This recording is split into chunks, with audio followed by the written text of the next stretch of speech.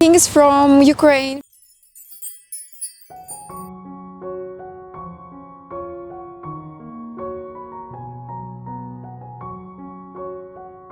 From Lviv, the golden, the rainy. How are you? You're probably wondering, how's the little baby doing? Milana. Here you can see a video of her mother she made for you to explain the situation. She can say it much better than any other person. My name is Tanya, and I am a mother of this small girl, Malaika. 9th of December, Milana will be 5 months old. And all this time we are actively fighting for her to have a full life. Milana was born with a rare genetic disease, which unfortunately doesn't have a cure. But it's possible to stop the development of SMA. In the United States there is an injection. It's called an injection of life. The cost is $2 million. Our family doesn't have such means. We had to open a fundraiser. Close ones, relatives and friends joined. Simply people who care. Now the fundraiser stalled. That's why we ask for people to hear and see us, to become our support and our hope, for us to see together how our Malenka lives a full life, how she takes her first steps, jumps, walks. Hear us. From what I know, she is having her second syrup and waiting for NGO to help them with documents, with finding a hospital, with receiving a shot, but it's not a fact that she will get the financing, so she is raising money for the shot, all $2 million. And that's how all Ukrainian families, that's what they are doing, because there's no guarantee, no hope. Please help the child to have happy future, happy, healthy future. So the link to donation is in the video description.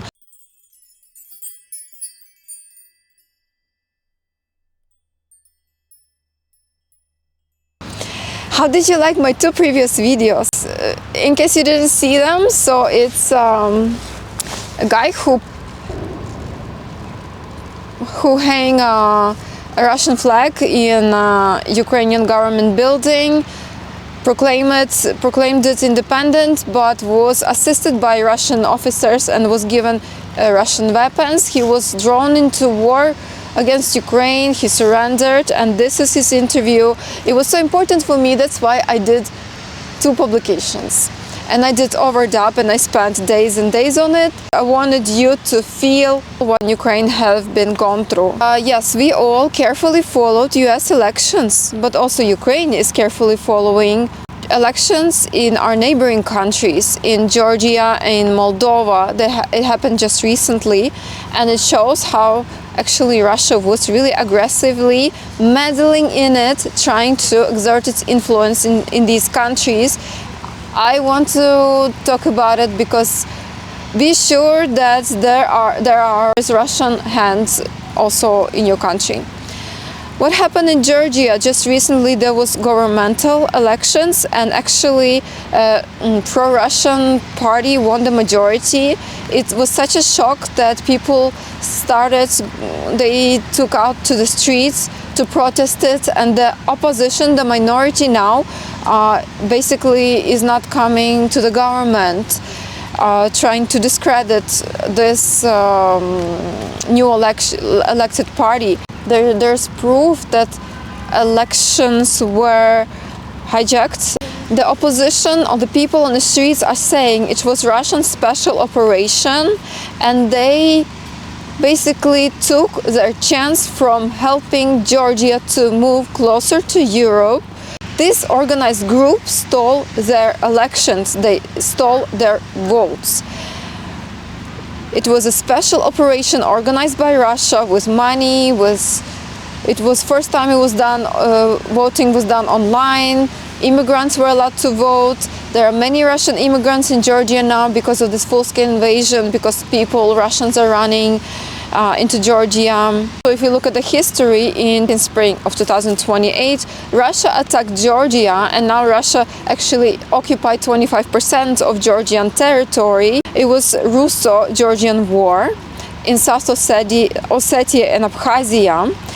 Russia called it peace enforcement operation. Russia said that Georgia is oppressing people of that region, and that's why they came to bring peace. And now they control the territory, and now they are trying to control Georgian government.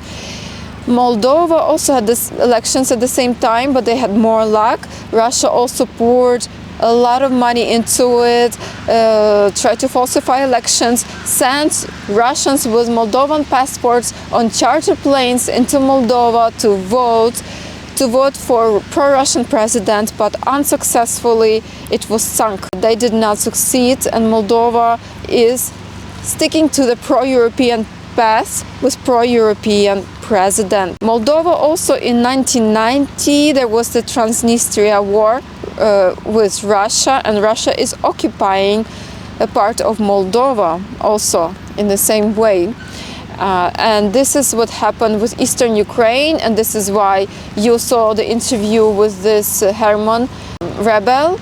These are the people who you see lives ruined, and you see these citizens who take opportunity to better themselves and help Russia to occupy other countries. This is updates from us, from our region, and thank you for being with me. Thank you for watching this video. Please like it and subscribe to the channel. Oh wait, I almost forgot. How about vocabulary? Well, what should we learn today? Let's learn how to say in Ukrainian Georgia, Gruzia, Gruzia, Gruzia. And Moldova will be Moldova. Deserve, заслуговують, заслуговують, заслуговують. Fair elections, справедливі вибори, справедливі вибори. Грузія і Молдова заслуговують на справедливі вибори. Georgia and Moldova deserve fair elections. Грузія і Молдова заслуговують на справедливі вибори. Talking about Georgia, there are people out on the street protesting, but it reminds us of Belarus, where people were protesting against the dictator regime, but nothing really happened. They went home, and a few years later we have to face the consequences. I think because they are so much hurt by Russian propaganda and Russian lies, it's very difficult to grasp and to see the difference between right or wrong. And it's like when you have a victim, it's very difficult for victim to say what is right, what is wrong. It's easy for victim to blame himself. So this is how I feel about these countries. They are not very actively in support of Ukraine, even though they are going through the same thing, because they are victims, and it's hard for them even to believe in themselves, because I know very well that I know the attitude of Russians are these nations are stupid, these countries are I cannot believe Russia made Georgia into aggressor. Talking about Georgia oppressing people, I can't believe it, because I know Georgian people, and it's my dream to visit that country, or Moldova. Just say that they tried to harm someone. I can't believe it, and they cannot fight against it because they're just heavily damaged by these psychological games of Russia. I know it very well, so we can fight it. We can fight it with prayers and help them on the individual level, help people on the individual level to believe in themselves. Library.